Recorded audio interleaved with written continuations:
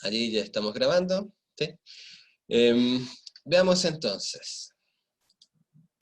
A ver, en todas las clases en general trato de hacer una pequeña síntesis para reactivar lo que hemos visto previamente, para conectarnos y encauzarnos un poquito y retomar el hilo de nuestras conversaciones, ¿sí? A ver, hasta ahora, ¿qué es lo que estamos tratando de mostrar en un curso de epistemología? ¿Sí? Y en un curso transversal de epistemología, ¿sí? Es decir, que este curso se da para distintas carreras de la Facultad de Ciencias Sociales. Entonces, lo primero que estamos tratando de mostrar es que, en general, todas nuestras profesiones, ¿sí?, pueden ejercerse en el espacio social, en el espacio público y en el espacio comunitario, porque nuestras profesiones cuentan con el reconocimiento de las personas que le otorgan valor a la profesión, ¿sí? Psicología, administración pública, filosofía, en mi caso, ¿sí?, son profesiones que existen y continúan existiendo porque las personas aún las reconocen, es decir, aún le otorgan valor a estas profesiones, ¿sí? Y le otorgan valor especialmente centrándose en el conocimiento que como profesionales, al parecer, tenemos o debemos tener, ¿sí? Es decir, psicología, administración pública, filosofía, sociología, derecho, etcétera, son profesiones que, en teoría, tienen un conocimiento propio que es reconocido por las personas como valioso o como importante, ¿sí? Eso es lo que nos permite ejercer nuestras profesiones, ¿sí? Hay conocimientos que se han formado a lo largo de la historia que ya no cuentan o no cuentan masivamente con ese reconocimiento y por lo tanto empiezan a perder su lugar social, ¿sí? Comienzan a desaparecer como profesiones, ¿sí? Si uno mira el historial de oficios o profesiones que han existido para atrás, se va a dar cuenta cómo las profesiones empiezan a desaparecer hasta que se diluyen por completo y finalmente dejan de existir en el espacio social, ¿sí?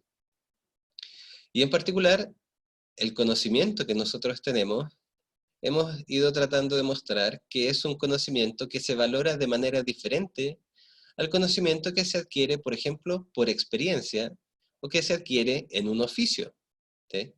Por ejemplo, si yo soy zapatero, ¿sí?, he adquirido cierto conocimiento a través del ejercicio de mi oficio, ¿sí?, a través del ejercicio constante de ciertas técnicas, he ido adquiriendo conocimiento. Ese conocimiento, por las circunstancias culturales y sociales, ha dejado de tener tanto valor.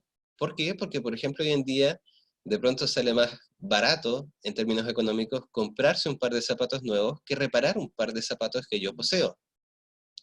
Entonces las personas tienden a dejar de otorgarle valor al ejercicio de la zapatería.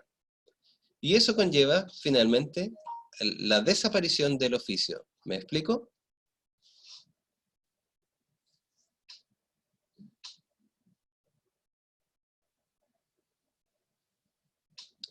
¿Sí? Muy bien. Entonces, algo sumamente importante para nosotros como profesión es que lo que se valora de nuestros espacios profesionales es el conocimiento profesional que tenemos.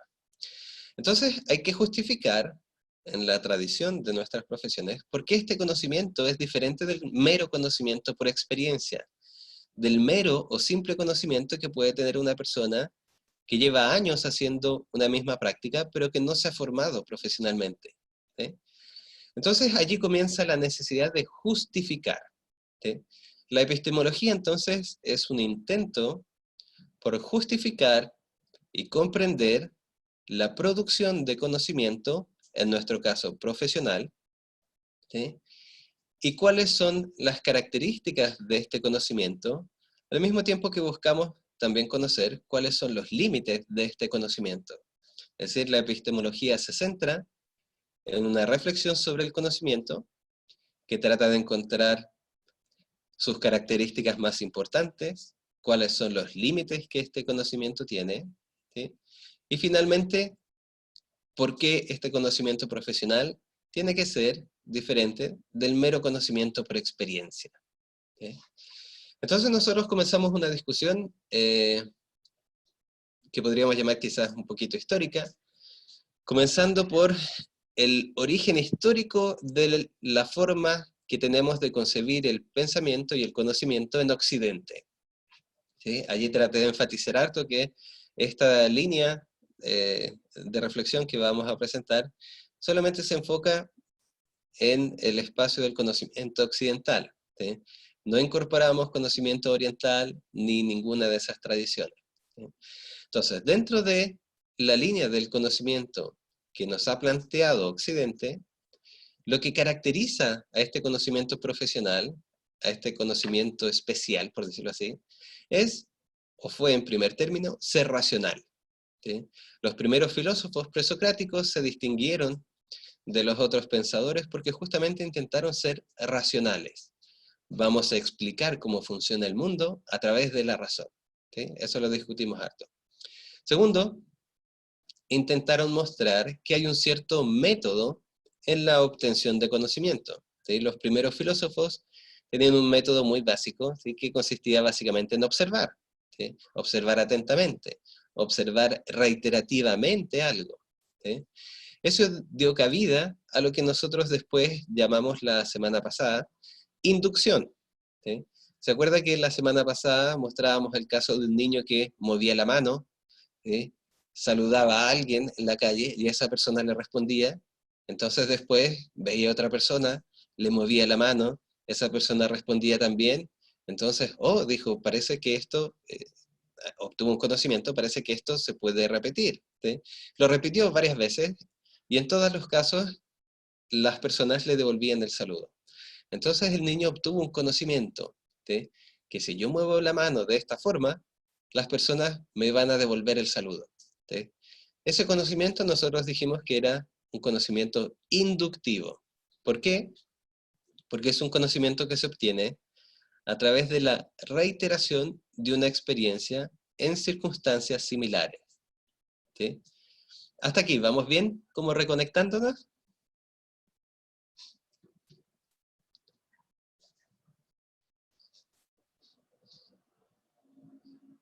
¿Sí? Muy bien, ¿ya? Recuerden, si en cualquier momento tienen dudas, me dicen nomás. ¿Sí? Yo estoy bien atento ahí a nuestra ventana y al micrófono. Entonces, este conocimiento inductivo, esta forma de producción de conocimiento inductivo, en general se volvió muy valioso también para las profesiones. ¿Sí? Especialmente este modelo todavía sigue siendo muy valioso para las ciencias biológicas o las ciencias naturales. ¿Sí? Pero también vamos a ver, ha recibido fuertes críticas. ¿Sí? Otro supuesto muy importante que los primeros griegos tenían y que todavía se mantiene como un supuesto para el conocimiento profesional, es suponer que el mundo funciona racionalmente, que el mundo opera racionalmente. ¿Sí? Puede parecer un supuesto obvio, incluso trivial si uno lo mira, pero es un supuesto. ¿Sí? El mundo no tiene por qué funcionar racionalmente. ¿Sí?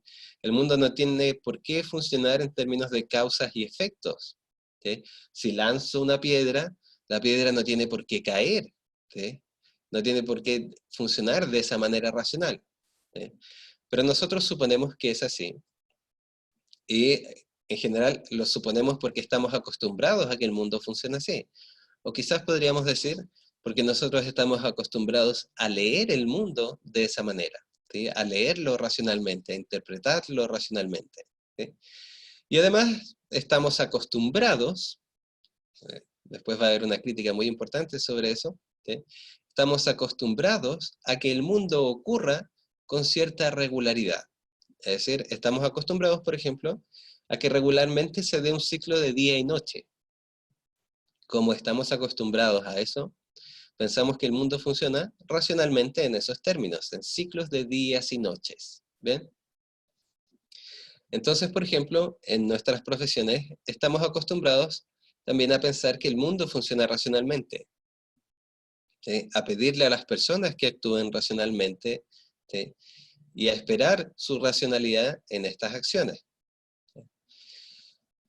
Al mismo tiempo, este conocimiento se ha ido caracterizando a partir de una cierta capacidad que parece o cree tener el ser humano, ¿sí? Que es la capacidad para abstraer ideas generales o principios generales a partir de la observación.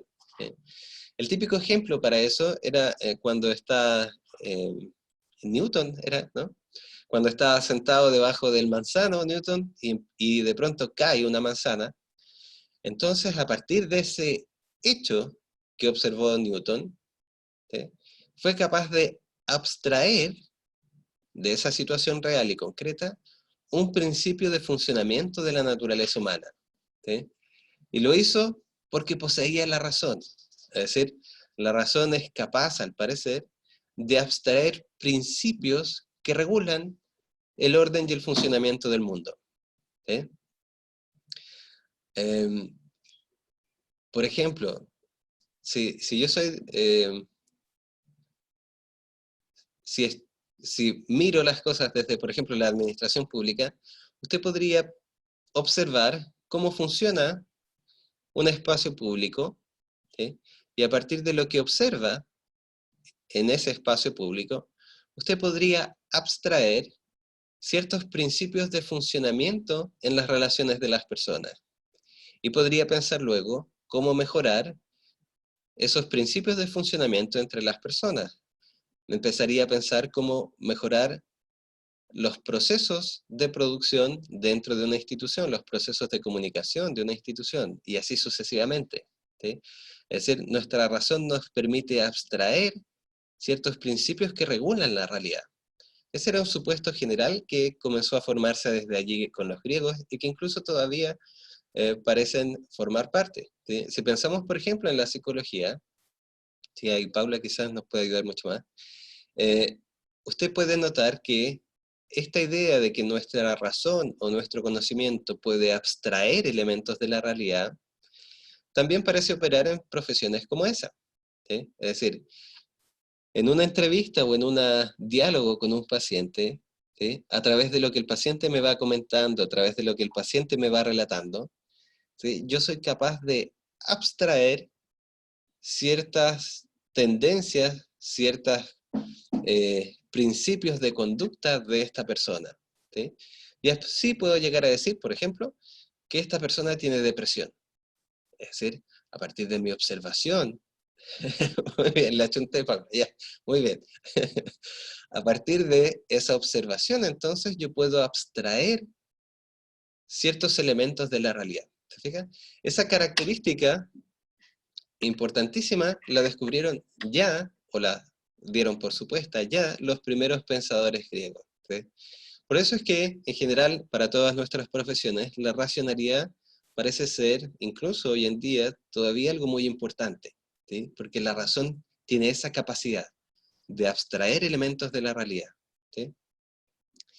Y finalmente, el gran supuesto de ese periodo era que en general podríamos llegar a pensar que el conocimiento debe ser universal y objetivo para ser verdadero, ¿sí?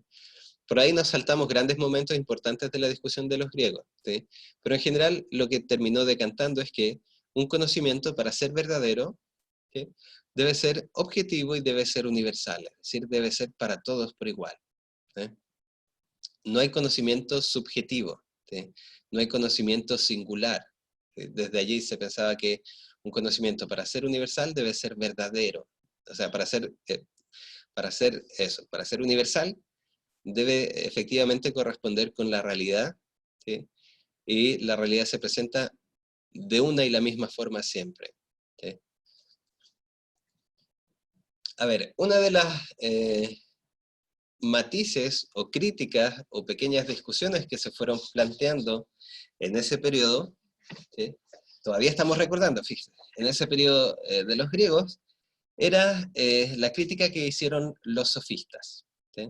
Los sofistas plantearon una discusión sumamente importante, incluso sumamente importante hoy en día, que básicamente consistió en cuestionar la posibilidad del conocimiento universal, ¿sí?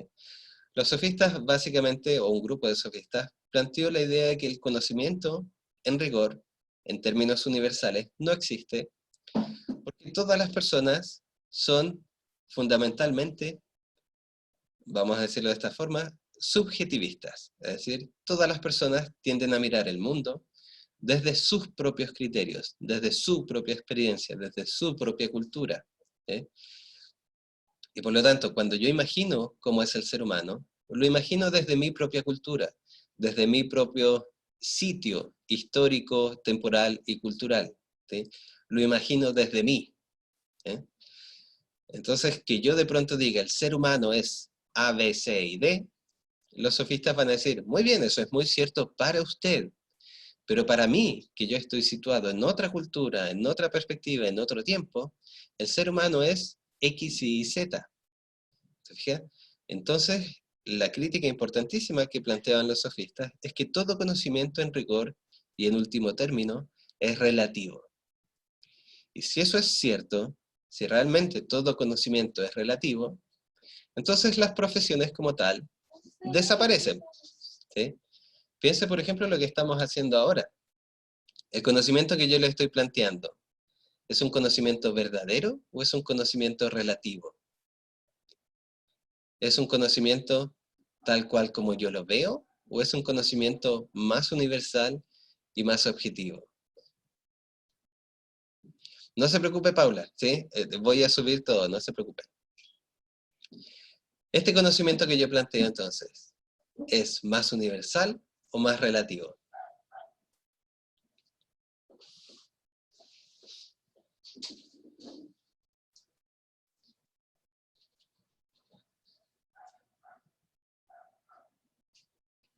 ¿Qué creen?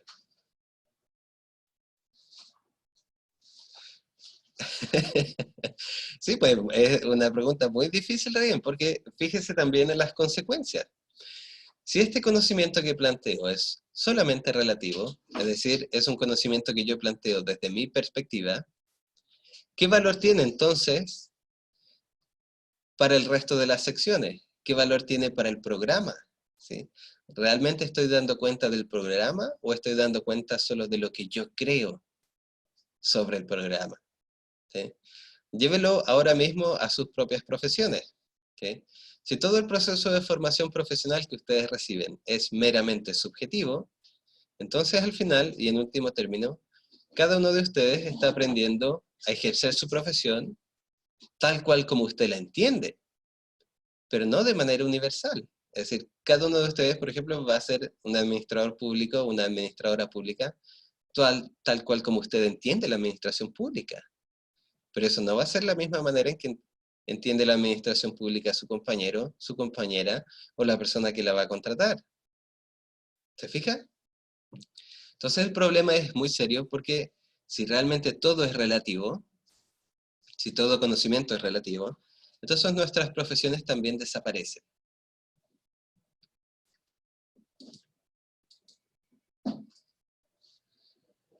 Ya, le voy a mostrar este esquema que lo vamos a utilizar de aquí en adelante y nos va a permitir comprender un poquito más y profundizar un poquito más en la discusión que estamos llevando adelante. ¿Sí? Vamos a ir de a poquito en este esquema porque es muy importante que se comprenda bien. ¿Sí? A ver, en general podemos decir que todos nosotros, ¿sí?, partimos de una vivencia de un fenómeno. ¿Sí? Este es nuestro punto de partida. ¿Sí? Todos nosotros tenemos una vivencia de algo. ¿Sí? Como seres humanos, vivenciamos experiencias. ¿Sí? Usted, por ejemplo, ahora está escuchando mi voz, está viendo esa diapositiva en su pantalla, está experimentando además el mundo que la rodea y lo rodea. ¿Sí? ¿Vamos bien hasta ahí? Todos en este momento experimentamos un fenómeno. ¿Sí? Muy bien. ¿Sí? Rayen me dice que sí, los demás y las demás. Sebastián, María Jesús, Claudio, ¿sí?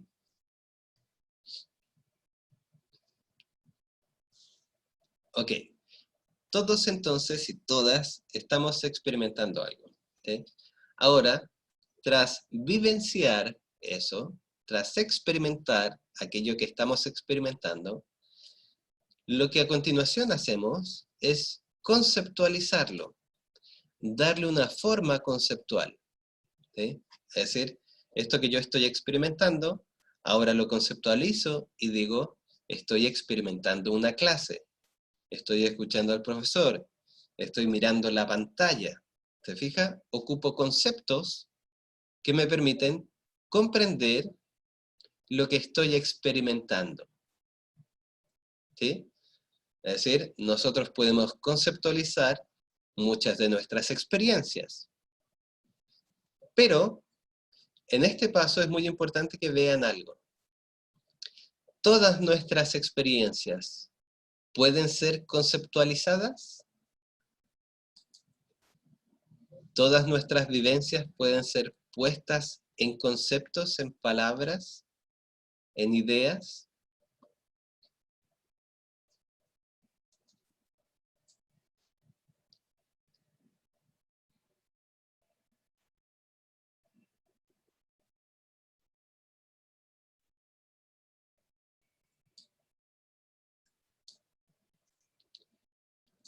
Ya, muy bien, a ver, si nunca lo he vivido, no se puede o sí. Pensemos, supongamos que eh, viene un sujeto, una persona, y me habla de maternidad. ¿Sí? Yo nunca he vivido la maternidad, nunca como experiencia. ¿Eso significa entonces que el concepto para mí va a estar vacío?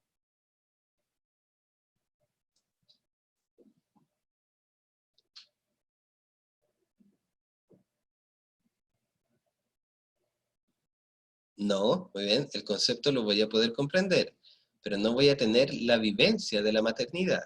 ¿Sí? Eso en un sentido, ¿sí? En el sentido de la flecha azul, por decirlo así. ¿Sí?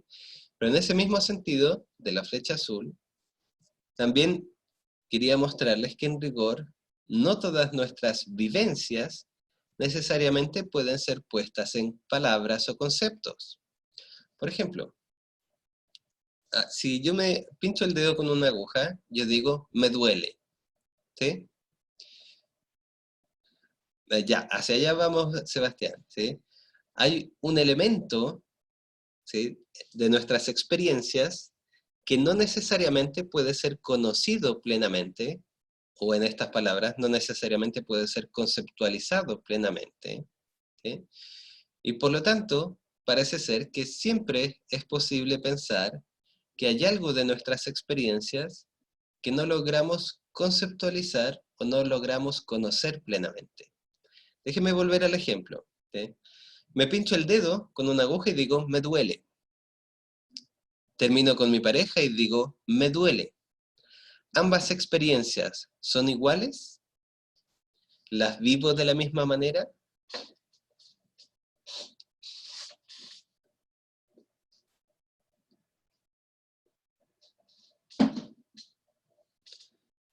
No, muy bien, claramente no.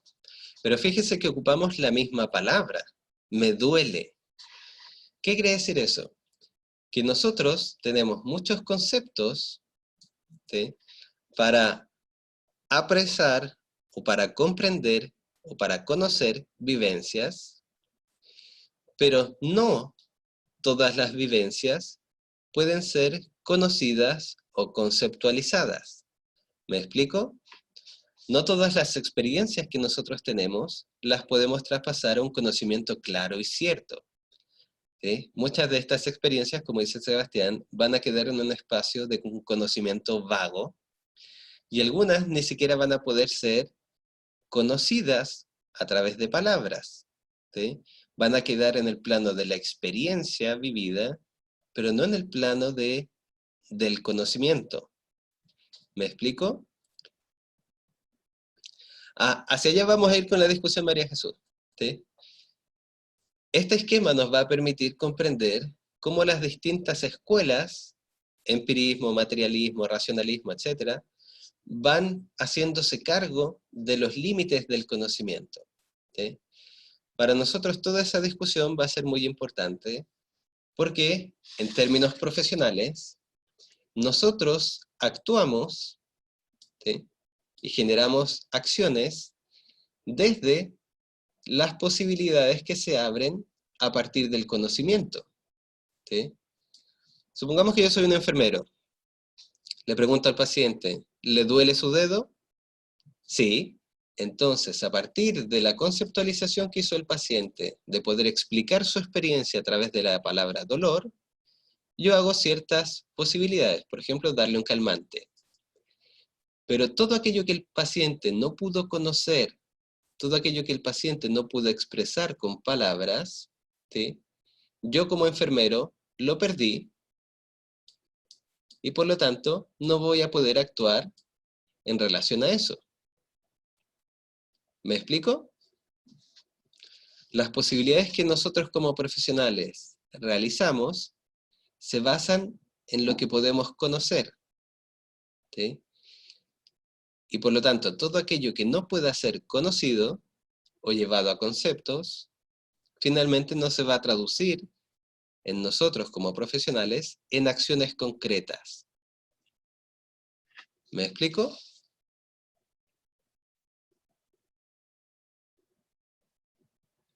¿Sí? Muy bien. Pensemos, por ejemplo, en los avances propios de nuestras profesiones, ¿sí?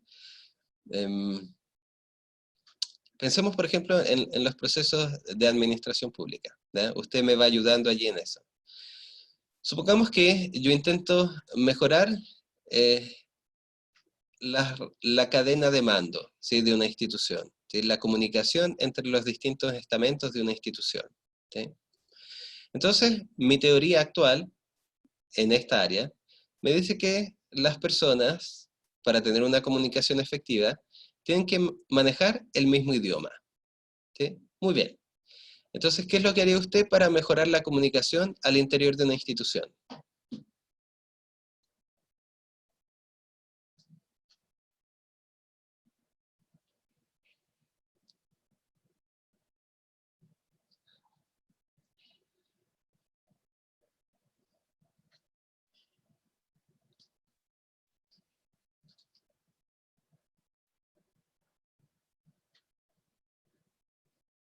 ¿Qué haría yo?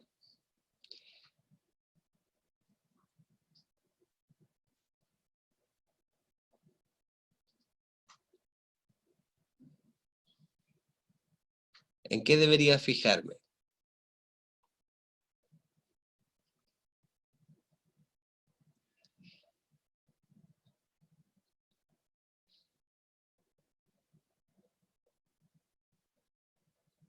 Repito la pregunta, sí. Supongamos que desde lo que sé, desde los conocimientos que tenemos en administración pública, yo sé que para mejorar los procesos de toma de decisiones, un aspecto importante es que las personas tengan el mismo idioma, que se comuniquen en el mismo idioma. Entonces, si quiero mejorar los procesos de comunicación, ¿qué es lo que debo hacer? ¿Qué tipo de personas debería contratar?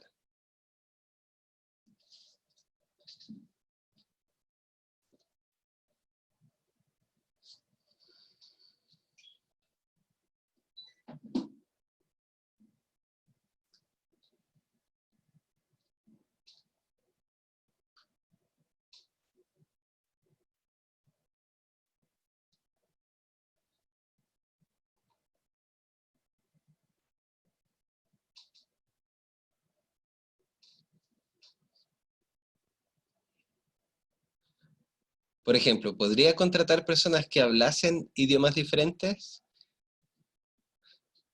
Muy bien, alguien que todos puedan comprender, ¿sí? Que hablen, muy bien, el mismo idioma, por ejemplo, español. Súper. Entonces, las posibilidades que yo veo para mi ejercicio profesional vienen dadas por lo que yo conozco del mundo. Yo conozco del mundo que los procesos de comunicación mejoran si todos hablamos el mismo idioma. Hasta aquí, ¿vamos bien? Muy bien. Pero entonces ahora note la otra parte, ¿sí? La contraparte de eso. Yo solo puedo ver posibilidades que mi conocimiento abre. Por lo tanto, todo aquello que no conozco del mundo, toda esa parte que está en rojo, todo aquello que no logro conceptualizar, todo aquello que aún no conozco del mundo, queda para mí, de alguna manera, invisible. Y por lo tanto, no puedo realizar acciones que estén de acuerdo con eso. Se lo clarifico al tiro. Supongamos que ahora la investigación de nuestra área ha profundizado más y ha dicho que es importante para mejorar las cadenas de comunicación que las personas hablen el mismo idioma, pero además es importante tener un clima emocional adecuado para que la comunicación se produzca. Entonces, mis decisiones ahora para contratar personal solamente se van a basar en que hablen el mismo idioma. No, pues, ¿ve? Ahora yo me voy a preocupar que además de que hablen español, sean capaces de producir un buen clima emocional. Entonces, todas las decisiones que yo tomé antes de tener ese conocimiento van a estar o pueden estar equivocadas, erróneas o ser parciales. ¿Se fija? Por eso es tan importante la discusión epistemológica para nosotros, porque los profesionales tomamos decisiones en base a lo que conocemos, ¿sí? Y en base a los límites que ese conocimiento tiene. Entonces, en la medida en que logramos comprender mejor qué podemos saber y qué no, podemos tener decisiones profesionales que son diferentes. ¿Sí? Entonces, lo que vamos a ver ahora, a continuación, es un conjunto de escuelas o de paradigmas que intentan mostrar qué es el conocimiento, cuáles son sus límites, y por lo tanto para nosotros, en términos profesionales, qué podemos hacer y qué no podemos hacer. ¿Sí? Vamos a empezar a revisar el racionalismo, el empirismo, y todas esas escuelas que aparecían en el texto de Briones que deben empezar a leer. ¿Sí? Entonces, hacia allá vamos. ¿Sí? Vamos a tratar de leer todas esas escuelas, entendiendo que van a tomar una posición dentro de este esquema, nos van a decir qué es posible conocer y qué no, y en esa medida para nosotros nos van a mostrar qué decisiones podemos tomar como profesionales y cuáles no. ¿Sí? Vamos entonces hacia allá. ¿Qué ocurrió después de los griegos? Después de los griegos, básicamente hubo mucha historia de por medio, y entre medio existió, entre medio digo, entre lo que vamos a revisar y los griegos, existió un periodo que para algunas personas es oscuro, confuso, ambiguo, ¿sí? Para otras es un periodo muy valioso, ¿sí? Que fue el periodo de la Edad Media y en general para algunos del oscurantismo o, o frases de ese tipo. ¿Sí?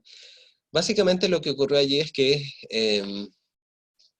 se dio paso, dice, el periodo abarca desde el siglo V al siglo XV, es decir, desde finales del Imperio Romano hasta el descubrimiento de América. ¿Sí?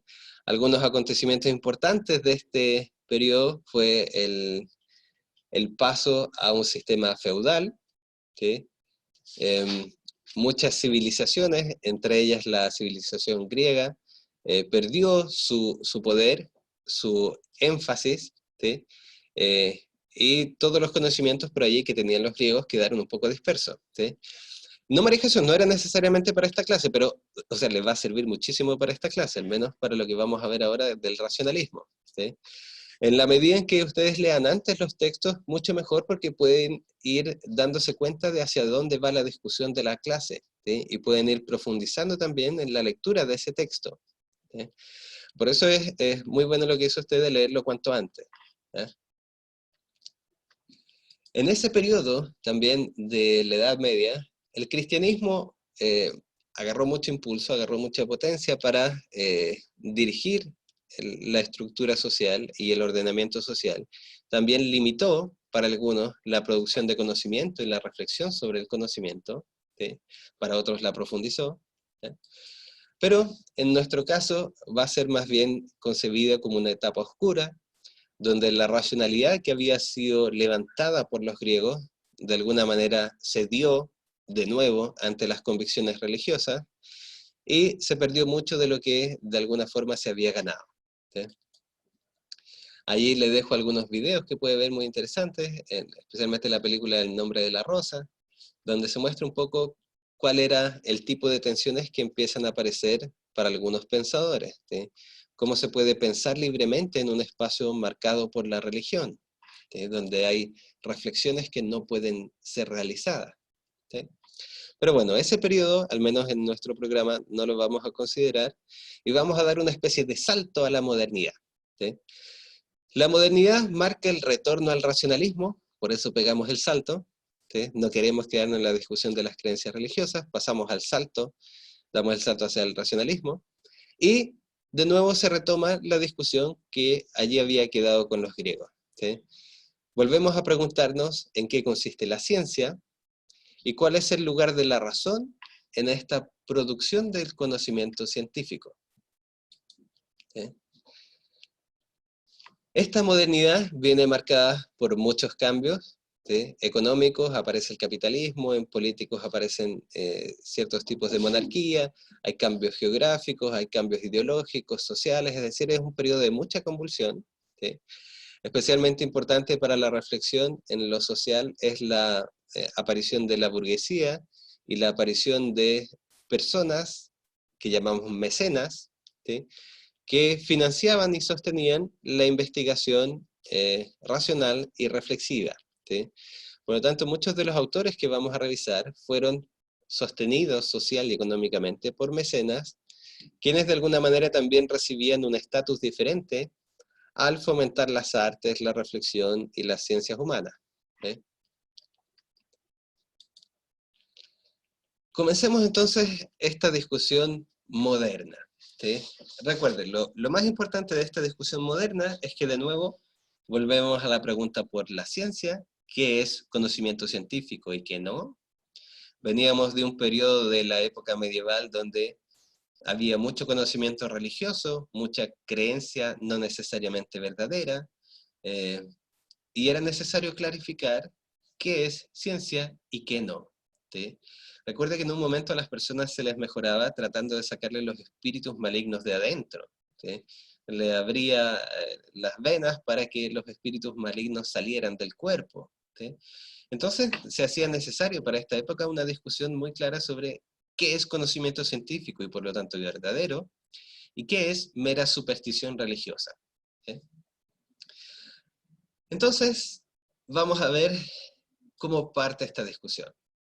Vamos a comenzar esta discusión que cae dentro del racionalismo a través de la figura de René Descartes, o René Descartes, o Renato Descartes, ¿sí? Como usted prefiera la traducción, y la discusión que este autor fue planteando, ¿sí? Recuerda entonces lo central, la mirada central desde la cual vamos a enfocar a este autor. Este autor es racionalista, por lo tanto, lo central en la forma de conocimiento va a seguir siendo la razón, va a tratar de mostrar por qué la razón es necesaria para conocer y cuáles son los límites de la razón en el conocimiento. ¿Bien? ¿Bien hasta aquí?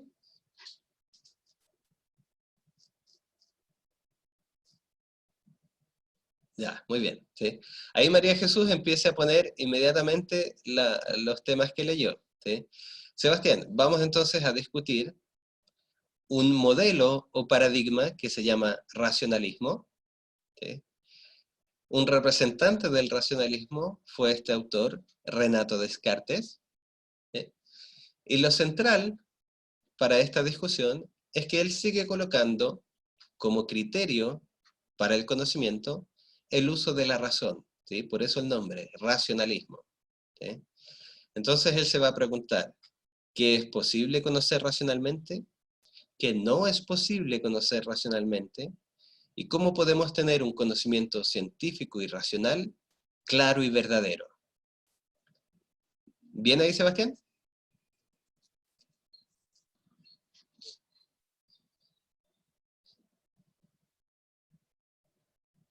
Muy bien.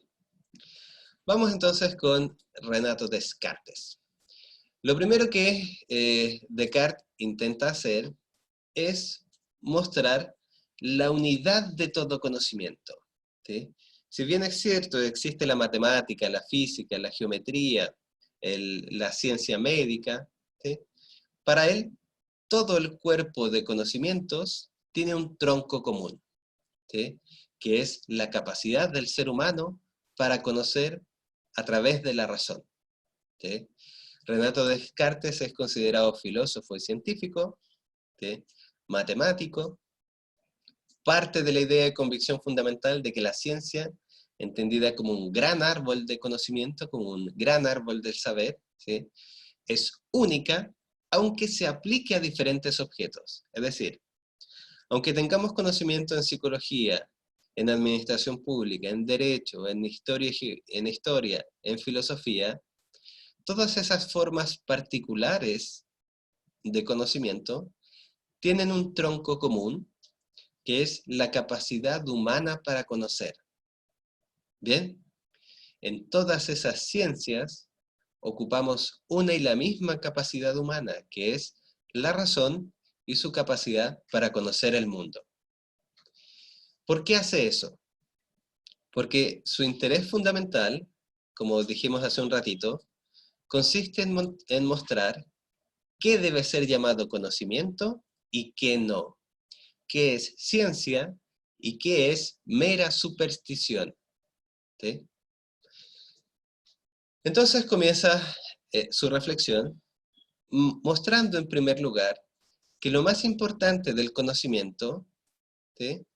No es la cantidad de conocimiento acumulado que tenemos, sino la verdad del conocimiento que tenemos. Déjeme ponérselo de esta manera. Supongamos que en un momento de la historia, nosotros llevamos 200 años pensando que la Tierra es plana, ¿sí? Y llevamos 200 años produciendo conocimiento, papers, investigaciones, sobre la idea de que la Tierra es plana. ¿Bien? 200 años de conocimiento. Sin embargo, de pronto viene una persona y logra mostrar hoy día que la Tierra no es plana, sino que es redonda. ¿Qué tiene más valor? ¿Los 200 años de conocimiento acumulado o el conocimiento verdadero de que la Tierra es redonda?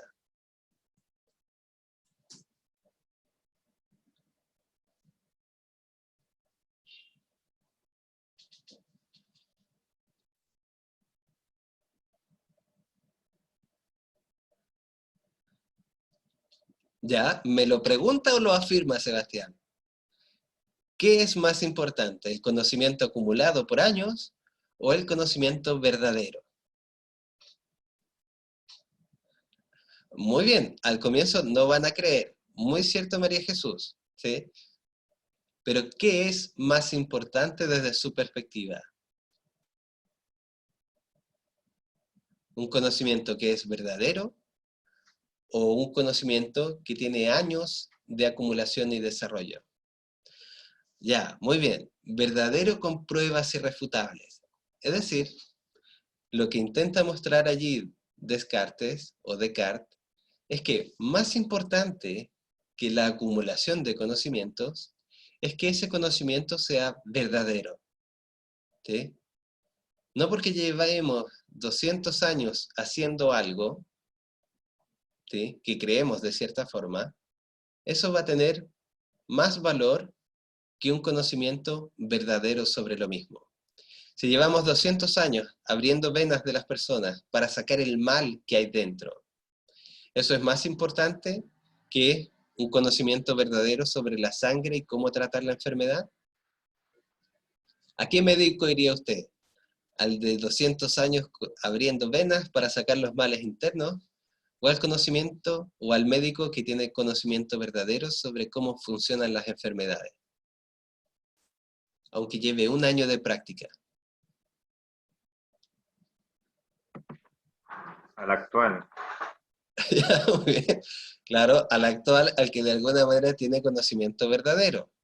¿Sí? ¿Me sigue con esa idea? Entonces, como dice allí, lo fundamental del conocimiento no es su desarrollo acumulativo, no es que vaya sumándose una y otra teoría. Lo importante del conocimiento es que se rija por la verdad. ¿Sí? ¿Por qué eso es importante para Descartes? Porque si queremos averiguar entonces qué conocimiento es científico y qué conocimiento es mera superstición, entonces, más que revisar todo el conocimiento humano, tenemos que centrarnos en revisar qué condiciones debe cumplir un conocimiento que sea verdadero. ¿Cuáles son los requisitos para que un conocimiento verdadero exista? ¿Sí? Por lo tanto, va a tratar de encontrar un saber o un conocimiento basado en proposiciones verdaderas, frente a las cuales no quepa ninguna duda, un conocimiento que sea evidente e indudable. Esas dos palabras van a ser muy importantes para Descartes. Un conocimiento evidente por sí mismo, evidente para nuestra razón, y que al mismo tiempo sea indudable. ¿Sí? Entonces, todo este conocimiento, que es un enorme árbol, ¿sí?, de años de acumulación y de frutos, lo va a poner en revisión, ¿sí?, tratando de encontrar un conocimiento que sea claro y distinto, un conocimiento que sea evidente y que sea indudable, es decir, un conocimiento verdadero. ¿Sí? Descartes decía en un momento de sus reflexiones, tras, no sé, 20 o 30 años de vida, se dio cuenta que todo el conocimiento que había acumulado durante esos 20 o 30 años, en rigor, no era necesariamente un conocimiento cierto. ¿Sí?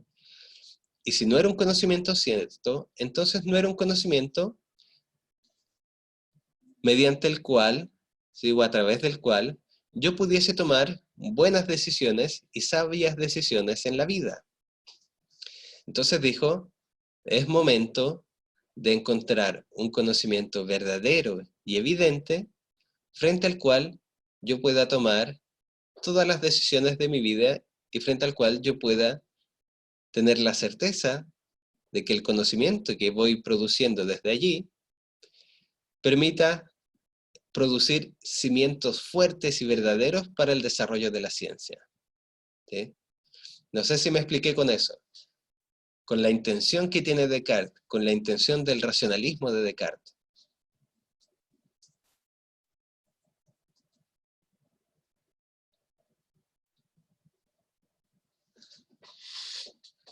Se lo pregunto así como de manera muy, muy clara. ¿Qué es lo que intenta Descartes? ¿Qué tipo de conocimiento intenta encontrar?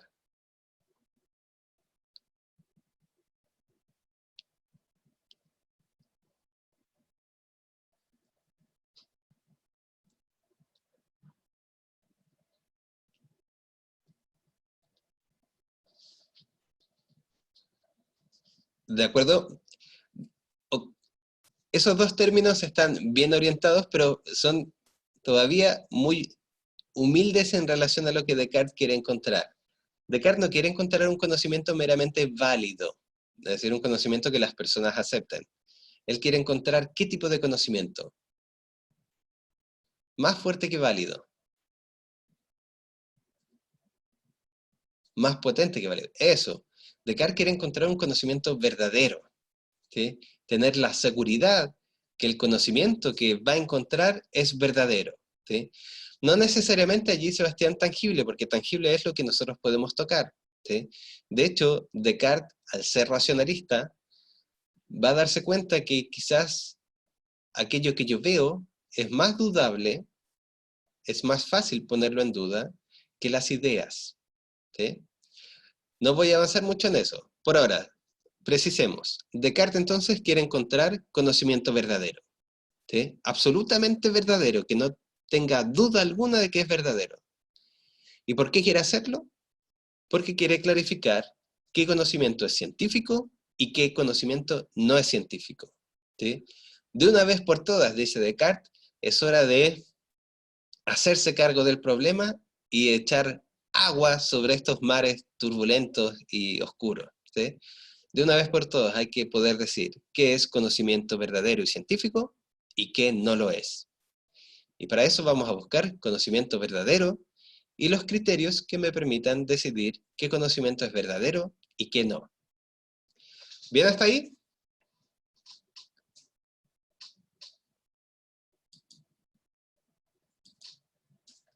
¿Sí, sí? Ok, muy bien. Déjeme avanzar un poquito en eso, no se lo voy a mostrar. ¿Sí? Lo primero entonces que Descartes intenta, quizás sería más práctico para nosotros si partimos de acá. Acá. Lo primero que Descartes intenta hacer entonces es meditar. ¿Sí? Descartes va a reflexionar, ¿sí?, cuál es el camino y la forma para alcanzar un conocimiento verdadero. Entonces comienza a examinar el conocimiento que tiene. ¿Sí? Lo primero que hace entonces es preguntarse, veamos, hay mucho conocimiento que yo tengo, como decía por ejemplo Sebastián, y que proviene de mis sentidos. ¿Sí? Si yo estoy tocando esta mesa, ¿sí?, usted puede sentir la superficie de la mesa y va a obtener un conocimiento de eso. ¿Sí? ¿La superficie de su mesa está fría o está caliente?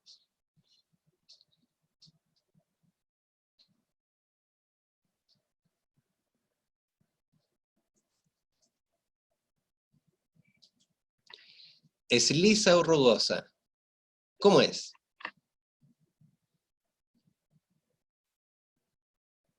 Transmítame el conocimiento que tiene de la mesa. Cualquier mesa que esté cerca de suyo. Muy bien. La mesa entonces es fría y lisa. ¿Sí? Ese es el conocimiento que usted obtuvo. ¿Cómo obtuvo ese conocimiento? A través de sus sentidos. ¿Bien? Entonces Descartes dice, hay mucho conocimiento que yo poseo y que he obtenido a través de mis sentidos, como este sobre la mesa, que me permite saber que la mesa es fría y lisa. ¿Sí? Entonces se pregunta ahora, de este conocimiento que yo tengo sobre la mesa, ¿debo dudar? ¿Debería dudar del conocimiento que tengo sobre la mesa? ¿Es acaso un conocimiento verdadero? Dígame usted, ¿usted dudaría del conocimiento que acaba de obtener de la mesa, que es fría y lisa? No, muy bien. Y Descartes diría, no, en general parece que no debiésemos dudar de los sentidos. Pero, ¿qué ocurre?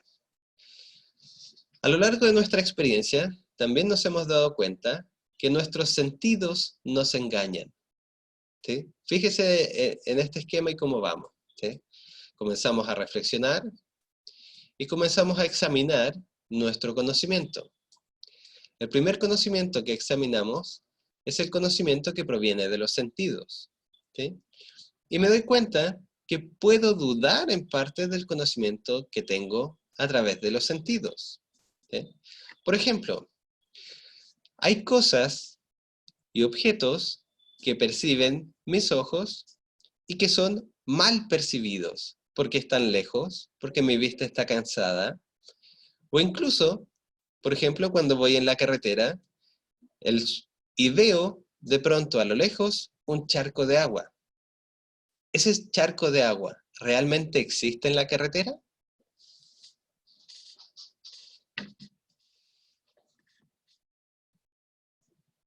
No, muy bien, es una ilusión, es un engaño. Y ese engaño lo produjo mis sentidos. Exactamente, es un espejismo. Así que el conocimiento que yo adquirí, hay un charco de agua en la carretera, es un conocimiento falso. ¿Por qué? Porque mis sentidos me engañaron. Y me doy cuenta que mis sentidos me engañan de muchas formas. Me engañan, por ejemplo, cuando decíamos que puedo conocer algo que veo a lo lejos. Me engaño cuando percibo mal las cosas también. ¿Sí? Por ejemplo, mis manos están más entumecidas. ¿Sí? Piénsalo así, Sebastián. Si mis manos están más heladas, ¿cómo voy a percibir la mesa? ¿Más cálida o más helada?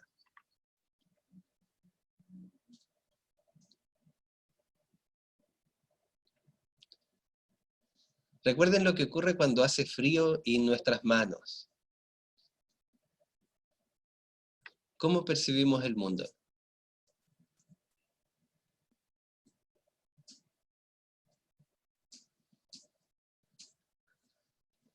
Ya, de acuerdo, la sentiría diferente, ¿sí? Podría sentirla más cálida porque mis manos están muy heladas, ¿sí? Muy bien. Cuando, por ejemplo, mi lengua está entumecida, los sabores dejo de percibirlos como en realidad son, ¿sí? Cuando mi vista está cansada, dejo de ver las cosas tal cual como son.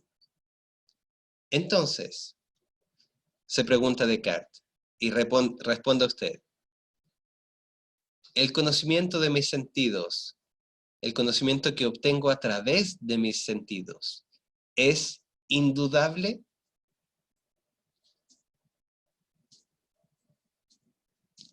No, pues, muy bien. Entonces, si este conocimiento no es indudable, entonces no es un conocimiento absolutamente verdadero. Y por lo tanto, para Descartes, nuestros sentidos o el conocimiento que obtenemos de nuestros sentidos no puede ser la base del conocimiento verdadero que andamos buscando, ¿sí? Porque mis sentidos me engañan, porque mis sentidos no me muestran el mundo tal cual como es, ¿sí? Pasemos ahora al siguiente nivel de la reflexión de Descartes. Muy bien, si mis sentidos me engañan, entonces pensemos, ¿qué pasa ahora con, con el mundo que yo veo, con el mundo que de alguna manera imagino? ¿Sí? A ver, de otra manera, ¿qué pasa con nuestras vivencias? ¿Sí? Puedo dejar de lado lo que veo, ¿sí? Pero lo que siento, ¿puedo poner en duda lo que siento? ¿El calor que siento? ¿Sí? ¿El dolor que siento en mi cuerpo? ¿Sí? ¿Puedo ponerlo en duda?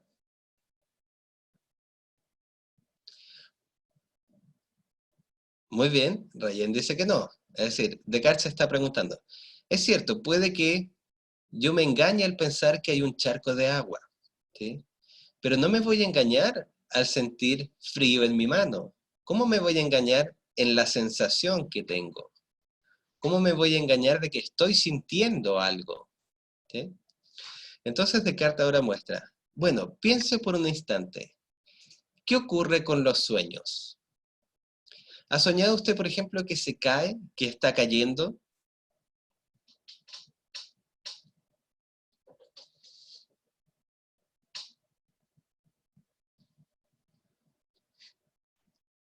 Muy bien. Y si usted ha soñado que está cayendo, exactamente, muy bien. Usted inmediatamente sabe, aunque tiene la vivencia de estar cayendo, porque cuando uno sueña que está cayendo, está experimentando la caída, por decirlo así, ¿sí? Pero usted sabe después, cuando despierta, que eso no fue real. Entonces Descartes se pregunta, ¿nuestras vivencias entonces, lo que experimentamos, son absolutamente indudables? ¿El dolor que yo siento es algo indudable? ¿La caída que estoy sintiendo es algo indudable? Y va a decir, ¿qué cree usted? No. También los puedo poner en duda.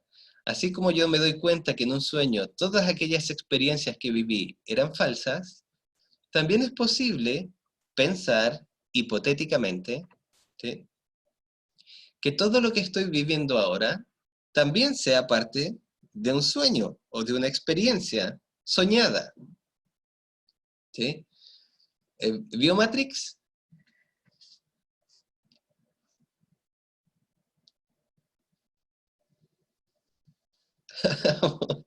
Matrix era una película que se veía mucho hace bastante tiempo. Bueno, en Matrix, o imagínese que usted está en un mundo virtual, ¿sí? Lo que Descartes está proponiendo es lo siguiente. Es recomendable verla, ¿sí?, especialmente para este tema. Lo que ocurre entonces, dice Descartes, a ver, nadie va a querer pensar que sus experiencias, que sus vivencias son dudables, ¿sí? Pero cuando soñamos, y mientras estamos soñando, nosotros vivimos esas experiencias como si fuesen ciertas. Yo me asusto porque estoy cayendo, ¿sí? Pero me doy cuenta al despertar que eso era un sueño. Y no sería posible entonces, se pregunta Descartes, que las vivencias que ahora tengo, en este momento tengo, ¿sí? Pudiesen ser puestas, ¿sí? Por decirlo así, por alguien que quiere engañarme, así como si nosotros estuviésemos dentro de un juego de realidad virtual, y en realidad todas estas vivencias que estoy teniendo, en realidad no existan como tales, no sean verdaderas. ¿Es posible pensar eso? Entonces Descartes dice, sí. ¿Qué pasa si existe algo así como un genio maligno, ¿sí? Tan poderoso como Dios, pero que quiere que yo me engañe en cada experiencia que yo tengo, en cada sensación que yo tengo, ¿sí? ¿Es posible que exista algo así? ¿Es posible que este mundo que veo, que siento y que vivo, en realidad sea un engaño puesto por alguien tan poderoso como Dios? Hipotéticamente, ¿cree usted que es posible?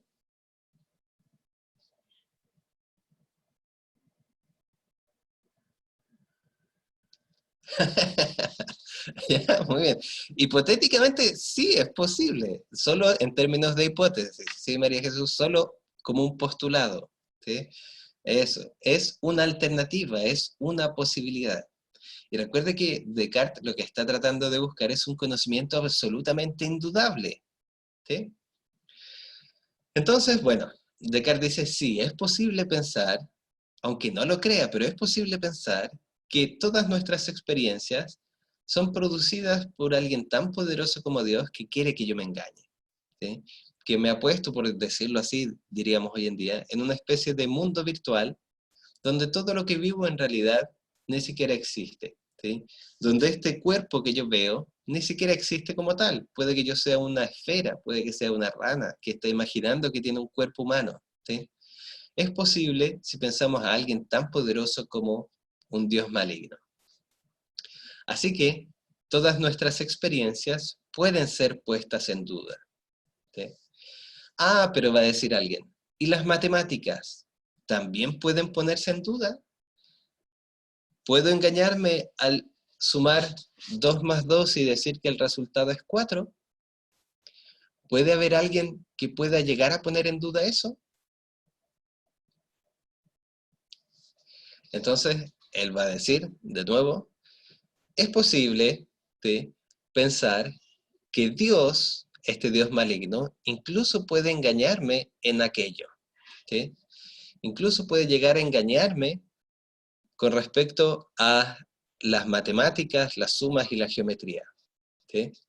Eso es posible, ¿sí? Muy bien, Sebastián, ¿sí?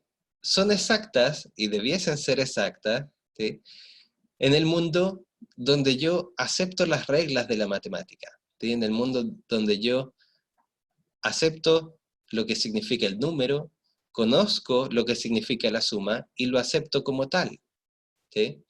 Pero recuerde allí que las matemáticas al final obedecen a ciertas reglas, ¿sí?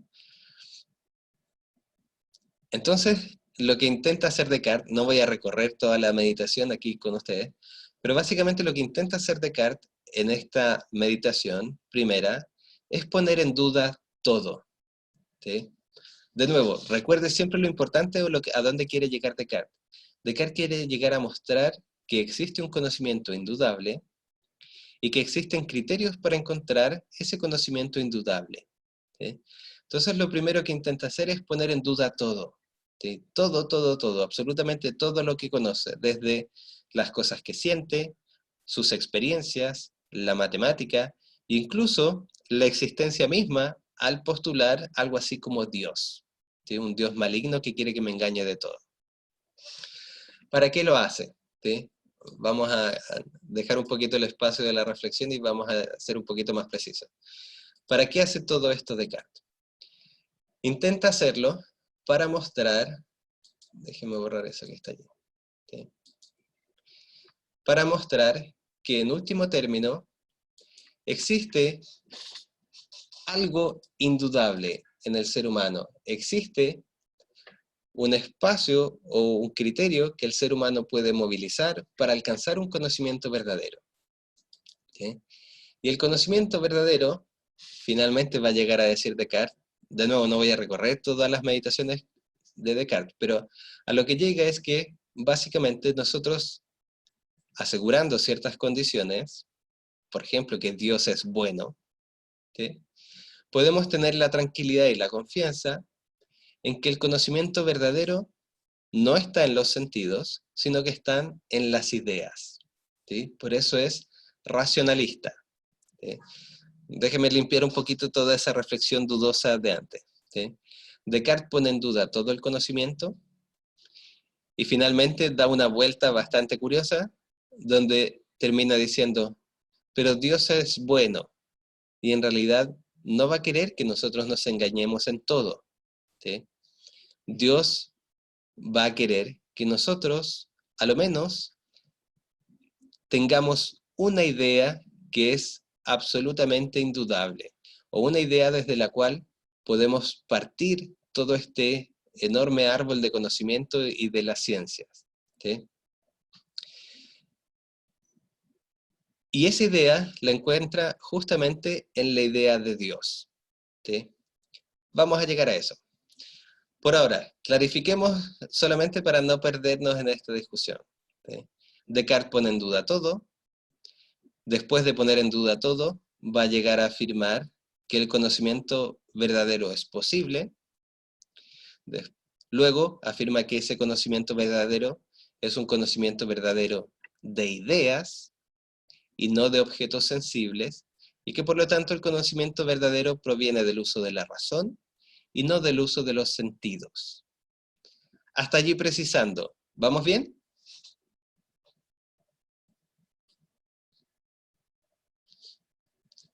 ¿Sí? Muy bien. Claudio me dice que sí. María Jesús, Rayén y Sebastián. ¿Sí? Muy bien. Ok. ¿Sí? Entonces vamos a analizar qué son las ideas para Descartes, qué clases existen, qué tipos de ideas existen, ¿sí? Y más o menos cómo piensa y cómo asume esto. ¿Sí? Ah, Sebastián me escucha cortado. María Jesús y Claudia, perdón, y Rayén, ¿me escuchan cortado también?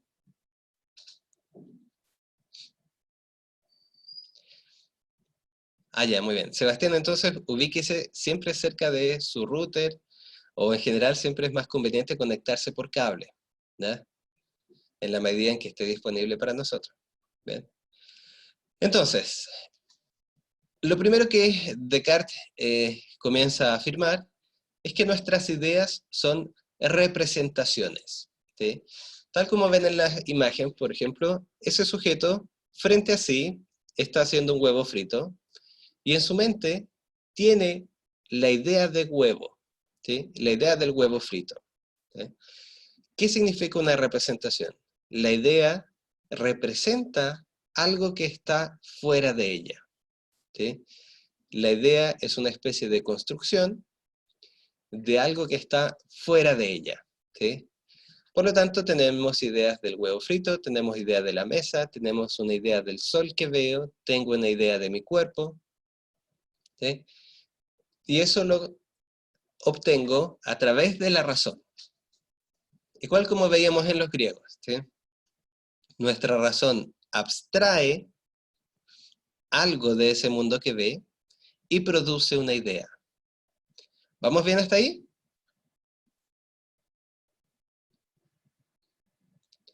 Muy bien.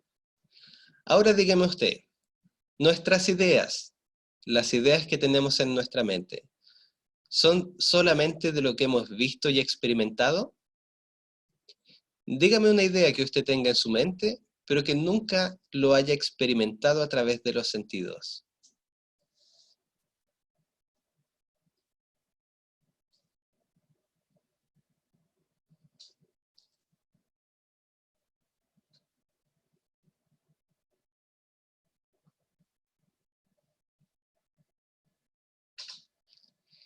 ¿Qué idea existe en su mente, pero que nunca haya, que es imposible que haya provenido de los sentidos, de su experiencia.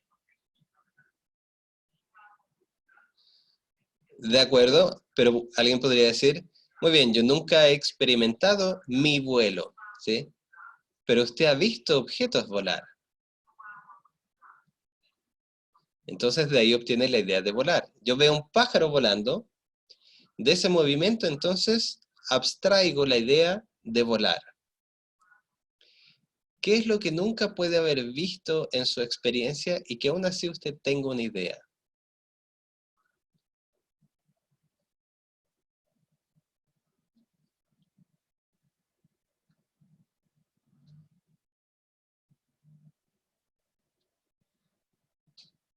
Piénselo un momento, todas las ideas que pueda tener en su cabeza, en las cosas o los animales o todo aquello que imagine en su mente.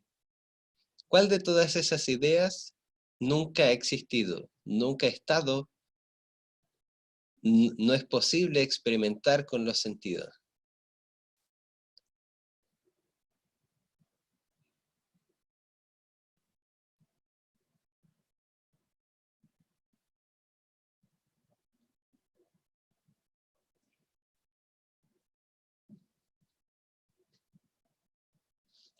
Si yo le digo, por ejemplo, ¿el Pegaso existe?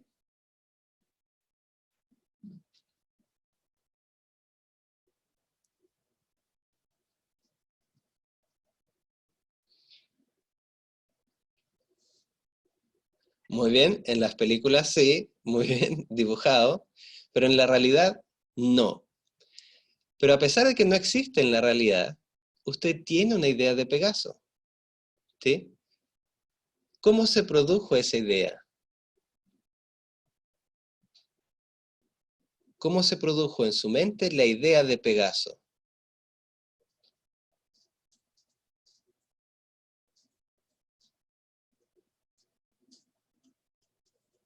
Muy bien, primero en la imaginación, muy bien, y eso Descartes también lo nota. ¿Y qué hace la imaginación? ¿Cómo produce el Pegaso la imaginación? ¿Qué elementos toma?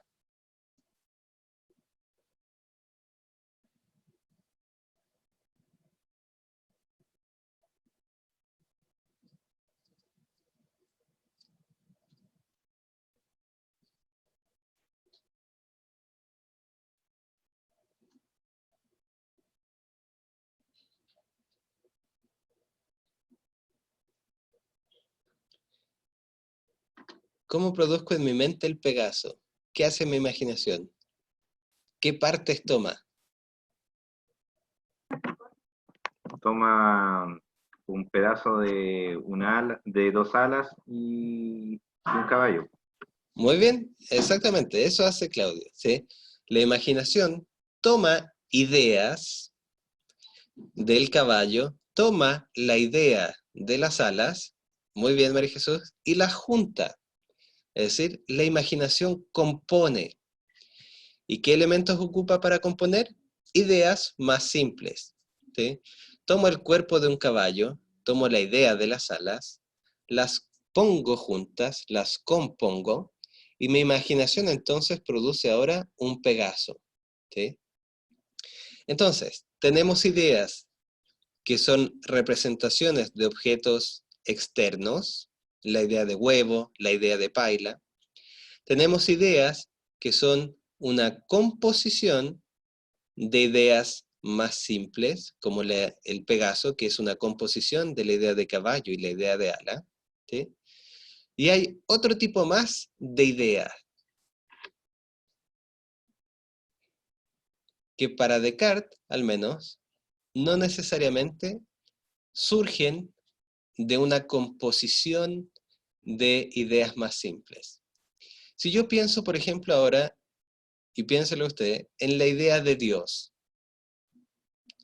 La idea de Dios puede ser una composición, como la idea de Pegaso.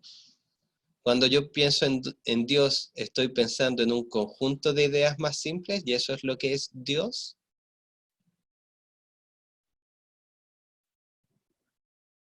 ¿O es algo diferente?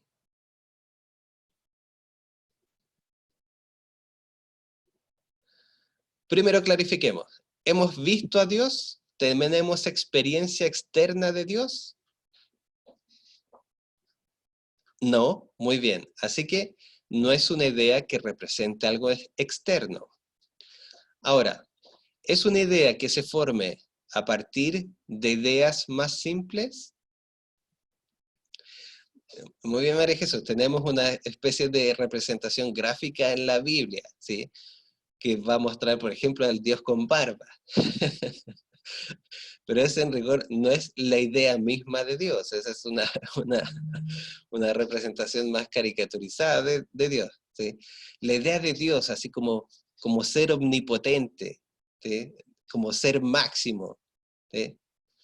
Al menos lo que creía Descartes, para adelantar ya un poco esa discusión, es que no se forma de un conjunto de ideas más simples, como el Pegaso, que se forma de un conjunto de ideas más simples como la de Caballo y Ala, ¿sí? La idea de Dios es una idea que proviene, que está en nosotros de manera diferente, ¿sí? Para Descartes existen tres tipos de ideas, ¿sí? Las ideas que son representación de algo externo, como el huevo, la paila, etc. Las ideas que son una composición de ideas más simples, como la idea de Pegaso, por ejemplo, que es una composición de las ideas de Caballo y Ala. Y las ideas con las cuales nosotros nacemos, o que las va a llamar las ideas innatas. Y una de esas ideas innatas es la idea de Dios. ¿Por qué innatas? Porque no existen fuera de nosotros. Tampoco es posible para nosotros entenderlas como una composición de ideas más simples. Y por lo tanto están allí con nosotros desde que nacemos. Entonces, para Descartes, si tenemos estos tres tipos de ideas, ¿sí?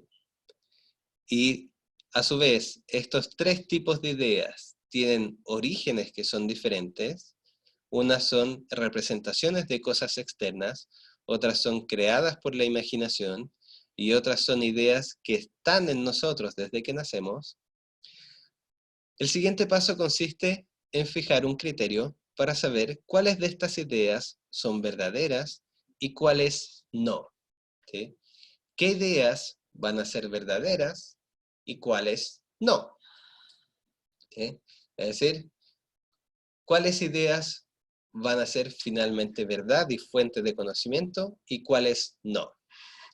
Y el criterio que ocupa, como empezamos a mostrar allí en las meditaciones, es el criterio que él va a llamar la claridad o distinción de las ideas. Una idea verdadera es una idea de la cual no se puede dudar, ¿sí? Y es clara y evidente para mi mente, ¿sí? ¿Me explico con eso?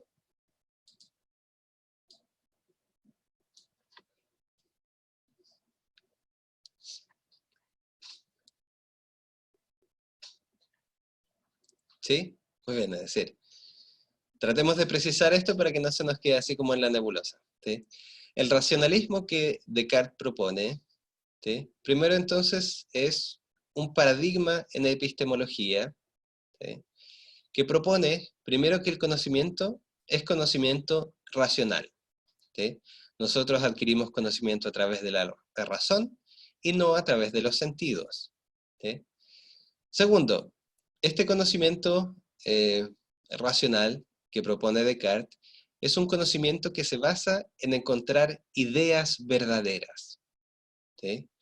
Tenemos tres tipos de ideas: ideas que son adventicias o externas, que vienen desde afuera mío, que yo las obtengo a través de los sentidos usando mi razón, ¿sí?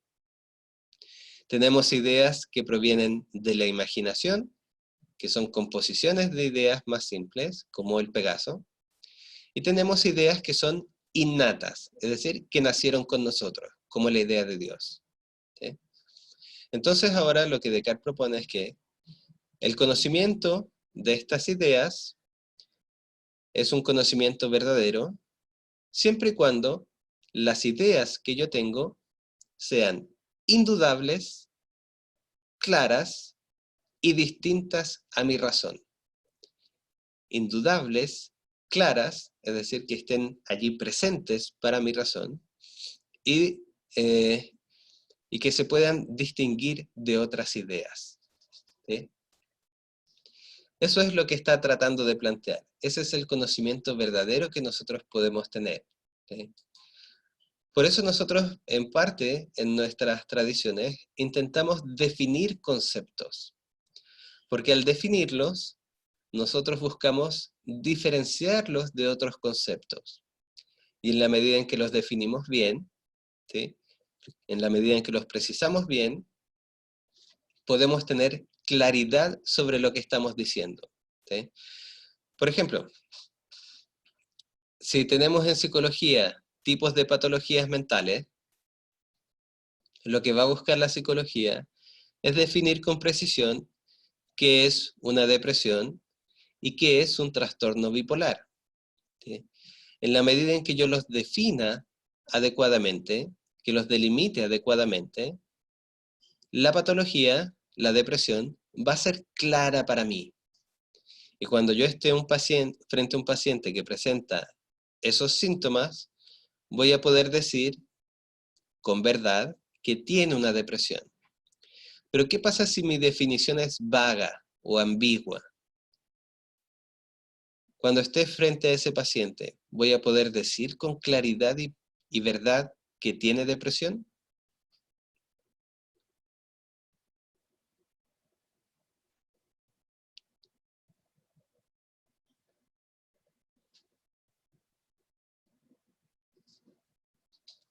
Muy bien, ¿sí? ¿Me explico hasta aquí? ¿Se comprende un poco hacia dónde va el racionalismo?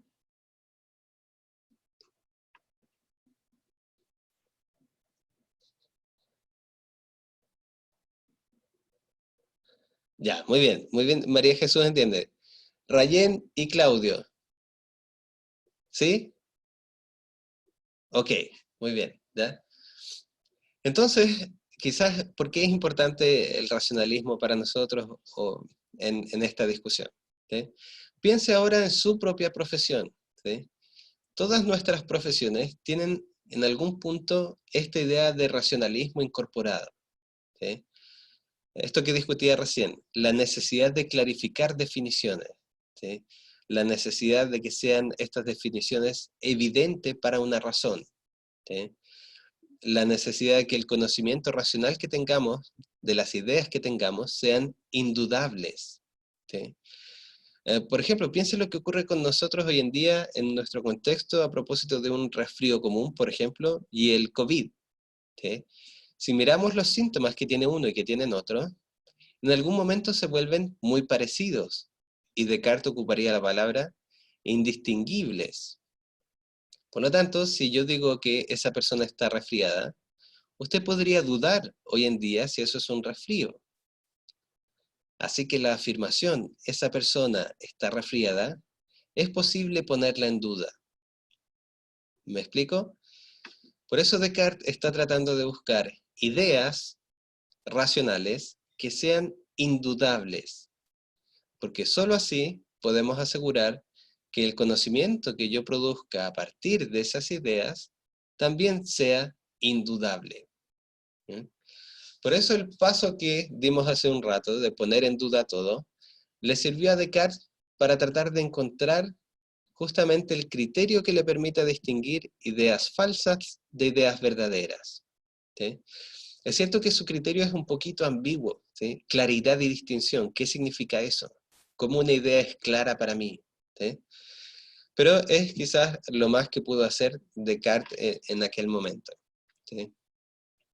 Lo más importante es que Descartes, con esta perspectiva, intenta llegar, o sea, plantea un horizonte, un paradigma, un modelo, que después con el tiempo se va a intentar volver a revisitar y precisar una y otra vez. ¿Sí? El racionalismo, es decir, la posición que cree que lo verdadero son ideas, y que en la medida en que esas ideas son verdaderas, tenemos conocimiento verdadero, ¿sí? Es una escuela que una y otra vez va a tratar de sostenerse en nuestros espacios profesionales. ¿Sí? No quiero continuar como profundizando mucho más en Descartes, ¿sí? Quizás volvamos un poquito más la próxima semana, ¿sí? Porque no quiero llevarlos mucho más allá en esta reflexión, ¿sí? Y mejor ir avanzando de a poquito. ¿Les parece?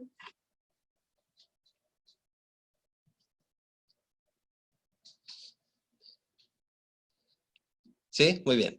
Intentemos, Claudio y Rayén, de leerse el texto que dejé, ¿sí? María Jesús ya lo leyó, ¿sí? Y eso también le permite comparar racionalismo, por ejemplo, con materialismo o empirismo, ¿sí?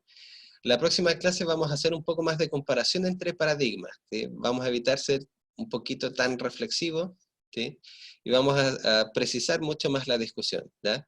Para eso entonces le pido que lo traigan leído, ¿sí? Y así acordamos también eh, una forma de evaluar que sea manejable para todos. ¿Les parece bien? ¿Ok? Muy bien, ¿ya? Nuevamente, jóvenes, entonces, ha sido un gusto, le agradezco su participación y su presencia, ¿sí? Sé que son tiempos difíciles, pero desde allí, con mayor razón, se agradece. Bien, voy a subir entonces esta grabación a la plataforma para que quede disponible para todos y todas las compañeras después. Bien, cuídense y si Dios quiere nos vemos la próxima semana. Gracias a ustedes, ¿sí? Chao, profe, gracias. Chao, descansen y cuídense, ¿sí? Nos vemos.